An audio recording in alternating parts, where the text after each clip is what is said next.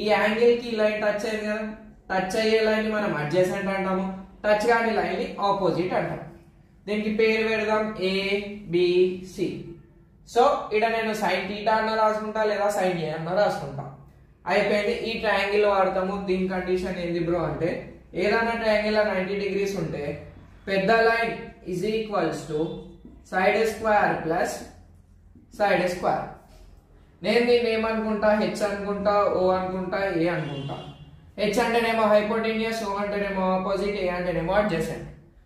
ఇది రావాలంటే ఒక ఫ్రేజ్ రావాలి. ఏంది బాయ్ అంటే ఓ ఆర్ ఓవర్ యాక్షన్. Opposite by hypotenuse, adjacent by hypotenuse, opposite by adjacent. ఇది పక్కకి వెళ్దాం. ఇది బేసిక్ నాలెడ్జ్. ట్రిగ్నోమెట్రీ అంటే ఏంది, రైట్ యాంగిల్ ట్రయాంగిల్ ఉంటుంది. ఆ రైట్ యాంగిల్ ట్రయాంగిల్ లో ఇగో బై పైథాగరస్ థీరం అని రాస్తాము. ఇది వాడతాం. అయిపోయింది. నెక్స్ట్ ఏం చెప్పినాం, 3 హీరోస్ గా దీన్ని గిట నంబరింగ్ వేసుకొని చదవాలి. 1 2 3 ముగ్గురు విలన్స్ కదా, 4 5 6 నంబరింగ్ గిట యూ షేప్ పారాబోలా లెక్క రావాలి. సరేనా?